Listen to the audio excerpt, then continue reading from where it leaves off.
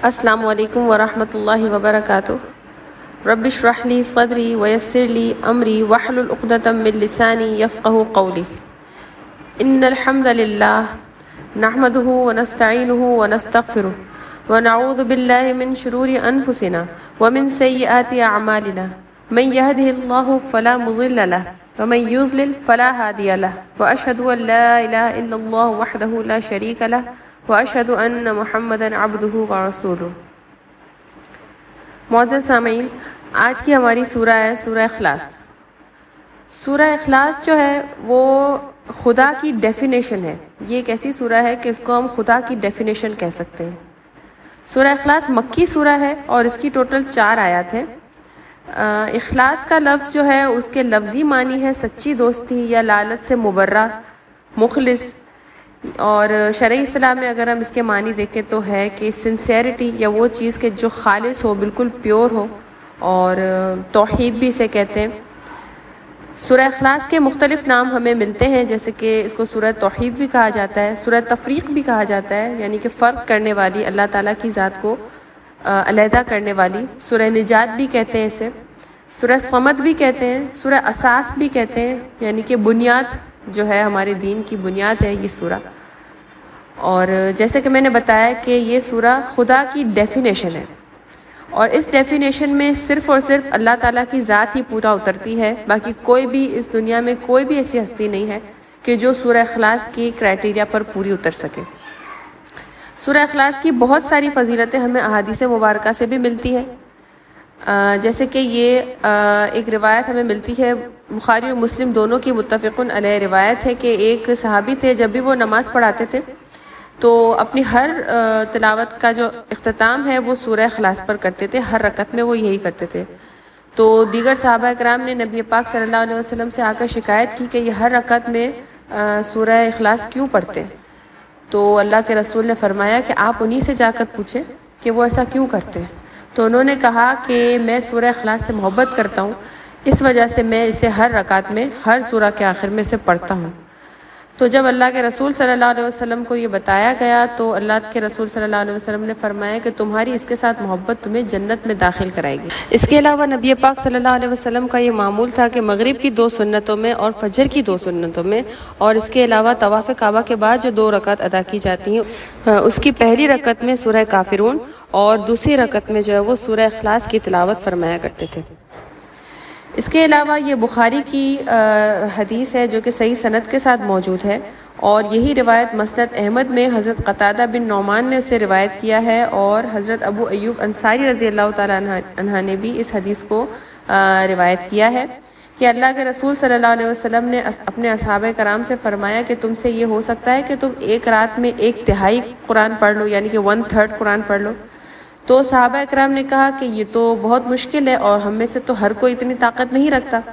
تو آپ صلی اللہ علیہ وسلم نے فرمایا کہ سنو، قل هو اللہ احد 1/3 قرآن ہے، یعنی کہ اگر 3 دفعہ قل هو اللہ احد کی تلاوت کی جائے سورہ اخلاص کی تو یہ 1 قرآن کے برابر اس کا ثواب ہمیں ملتا ہے۔ یعنی ہم یہ دیکھیں کہ صحابہ کرام نے ایک رات میں 1/3 قرآن پڑھنے کو بھی مشکل سمجھا۔ ایک پورا قرآن پڑھنا تو دور کی بات ہے، 1/3 قرآن کے معاملے میں بھی صحابہ کرام نے فرمایا کہ اس کی بھی ہر کوئی طاقت نہیں رکھ سکتا۔ اب آج کل کا جو پیری مریدی کا دور ہے، اس میں بہت سے لوگ اپنے پیروں کے بارے میں یہ کلیم کرتے ہیں کہ انہوں نے ایک رات میں کئی 100 قرآن پاک ختم کر لیے، حالانکہ صحابہ کرام جو ہیں اس روئے ارض پر سب سے بڑے ولی ہیں، اور کوئی بھی بندہ جتنی بھی محنت کر لے وہ صحابہ کرام کے درجے تک تو ایٹ لیسٹ نہیں پہنچ سکتا۔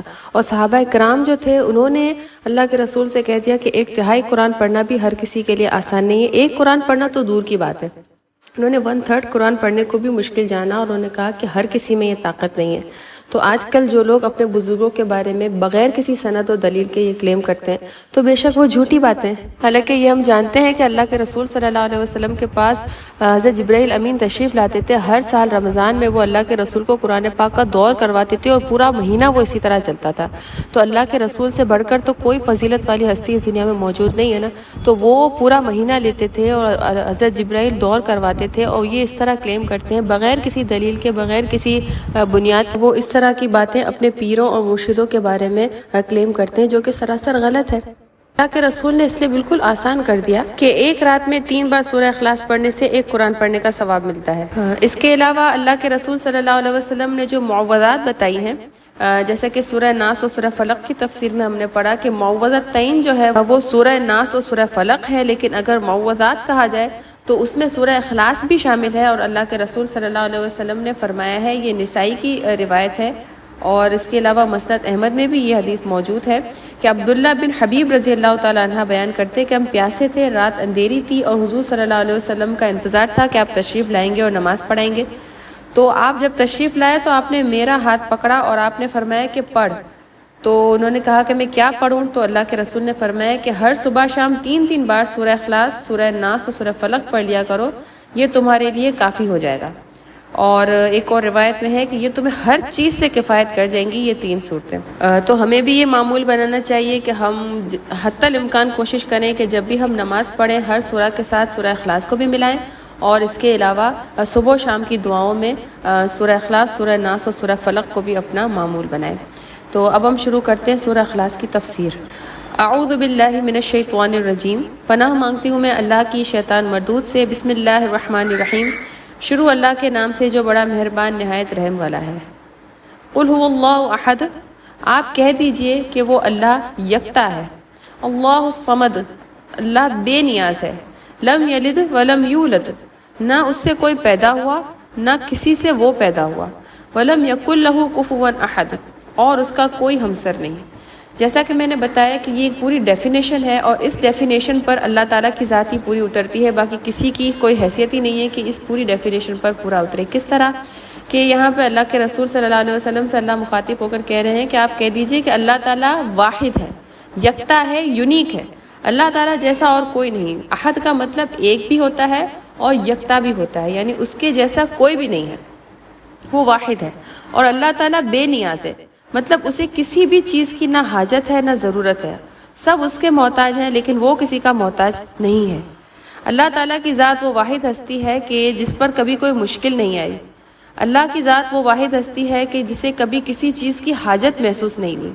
تو جس پر کبھی کوئی حاجت نہ آئے وہ حاجت روا ہوتا ہے، جس پر کبھی کوئی مشکل نہ آئے وہ مشکل کشا ہوتا ہے۔ جس پر کبھی مشکل آ گئی وہ مشکل کشا نہیں ہو سکتا۔ جس کو کبھی بھی زندگی میں کسی بھی چیز کی ضرورت پڑ گئی، حاجت پڑ گئی، تو وہ حاجت روا نہیں ہو سکتا۔ یہ صفات صرف اللہ تعالیٰ کے ساتھ ہیں، اسی لیے اللہ تعالیٰ کا یہ صفاتی نام ہے صمد، یعنی بالکل بے نیاز۔ ہم جتنی بھی عبادتیں کرتے ہیں، جتنے بھی ہمارے عقائد ہیں، جتنی بھی ہماری توبہ ہے، ان سب کی ضرورت صرف ہمیں ہے، اور ان سب کا فائدہ بھی صرف ہمیں ہے۔ اللہ تعالیٰ ان سب سے بے نیاز ہے۔ اللہ تعالیٰ کو ہماری کسی عبادت کی یا کسی چیز کی بھی نہ کبھی ضرورت ہے نہ حاجت ہے۔ ہم سب ہمیشہ پیدا ہوئے ہیں جب سے لے کر اور مرتے دم تک اس واحد ہستی کے محتاج ہیں، وہ کبھی بھی کسی کا محتاج نہیں ہوا، اور نہ وہ کسی سے پیدا ہوا ہے نہ اس سے کوئی پیدا ہوا ہے۔ اب یہ ایک ایسا کرائٹیریا ہے کہ جس پر کبھی بھی کوئی بھی پورا اتر ہی نہیں سکتا اللہ تعالیٰ کی ذات کے سوا۔ اس دنیا میں جتنی بھی چیزیں موجود ہیں وہ سب مخلوق ہیں، کیونکہ ان سب کو پیدا کیا گیا ہے، لیکن اللہ تعالیٰ کی ذات وہ واحد ذات ہے کہ جو ہمیشہ سے ہے اور ہمیشہ رہے گا۔ جیسے کہ ایک بڑی مشہور روایت ہے، اللہ کے رسول صلی اللہ علیہ وسلم نے فرمایا کہ انسان جب سوچتا ہے تو یہ سوچتا ہے کہ اس دنیا کو کس نے بنایا ہے، انسان کو کس نے بنایا ہے، ہر چیز کے بارے میں وہ سوچتا ہے، اور پھر اس کے ذہن میں یہ خیال آتا ہے کہ اللہ تعالیٰ کو کس نے بنایا ہے۔ تو اللہ کے رسول نے فرمایا کہ جب اس حد تک انسان کا ذہن جو ہے اس سوال تک پہنچ جائے تو پھر انسان کو سٹاپ کر دینا چاہیے، کیونکہ یہ شیطانی وسوسے ہوتے ہیں۔ تو اگر انسان کا ذہن وہاں تک پہنچ جائے تو وہ اپنے ان خیالات کو جھٹک دے اور کہے آمنت باللہ ورسولی، کیونکہ اللہ تعالیٰ کو کسی نے پیدا نہیں کیا، وہ شروع سے ہے اور ہمیشہ رہے گا، نہ کوئی اس کا ہمسر ہے، یعنی اس کے جیسا کوئی بھی نہیں۔ نہ صرف یہ کہ اس کے جیسا کوئی بھی نہیں ہے، بلکہ اس کے لیے کوئی مثال بھی نہیں بیان کی جا سکتی، جیسے کہ سورہ شورا میں اللہ تعالیٰ نے فرمایا ہے لیس کمثلہ شیء، یعنی کوئی بھی اللہ تعالیٰ کی مثل نہیں ہے۔ تو جس دور میں یہ سورہ نازل ہوئی تھی تو وہ جو لوگ موجود تھے وہاں وہ اللہ تعالیٰ کو تو مانتے تھے، لیکن اللہ تعالیٰ کے ساتھ پھر وہ دوسرے اپنے معبودوں کو بھی شریک کر لیتے تھے۔ جیسے کہ اللہ کے رسول صلی اللہ علیہ وسلم مکہ میں موجود تھے تو جتنے بھی کفار تھے انہوں نے جتنے بھی اپنے معبود بنائے ہوئے تھے وہ اللہ کے ساتھ ان کو شریک کرتے تھے۔ جب بھی وہ مشکل میں گر جاتے تھے وہ صرف اللہ تعالیٰ کو پکارتے تھے، لیکن جب وہ مشکل ٹل جاتی تھی تو وہ اللہ کے ساتھ دوسرے سپورٹیو خداؤں کو بھی وہ مانتے تھے۔ اسی طرح سے مدنی دور میں جب اللہ کے رسول صلی اللہ علیہ وسلم کا واسطہ یہودیوں اور عیسائیوں سے پڑا تو ان کا بھی یہی تھا کہ انہوں نے حضرت عزیر کو، حضرت موسیٰ کو یا حضرت عیسیٰ علیہ السلام کو جو ہے وہ اللہ تعالیٰ کا سپورٹیو بنا دیا تھا، اور حضرت عیسیٰ علیہ السلام کو وہ کہتے تھے کہ اللہ تعالیٰ کے بیٹے ہیں۔ تو یہ ایک مکمل ایک جامع سورہ نازل ہوئی، اور جب بھی اللہ تعالیٰ کے رسول صلی اللہ علیہ وسلم سے اللہ تعالیٰ کے بارے میں پوچھا جاتا تھا تو اللہ کے رسول ہمیشہ اسی سورہ کی تلاوت فرماتے تھے۔ اس کے علاوہ یہ صحیح بخاری کی روایت ہے، اور اس میں حدیث قدسی ہے کہ اللہ کے رسول نے فرمایا، اللہ تعالیٰ فرماتا ہے کہ انسان مجھے گالی دیتا ہے، یعنی میرے لیے اولاد ثابت کرتا ہے، حالانکہ میں بے نیاز ہوں، میں نے کسی کو نہیں جنا، نہ میں کسی سے پیدا ہوا ہوں، اور میرا کوئی ہمسر نہیں۔ تو یہاں جو ہے وہ ہماری سورہ اخلاص کی تفسیر کمپلیٹ ہوتی ہے، اور آخر میں اللہ سے دعا کرتے ہیں کہ جو پڑھا ہے، جو سمجھا ہے، اللہ اس پر عمل کرنے کی توفیق دے، جو غلطی، جو کمی بیشی دانستہ یا غیر دانستہ ہو گئی ہے، اللہ اس سے درگزر فرمائے، آمین۔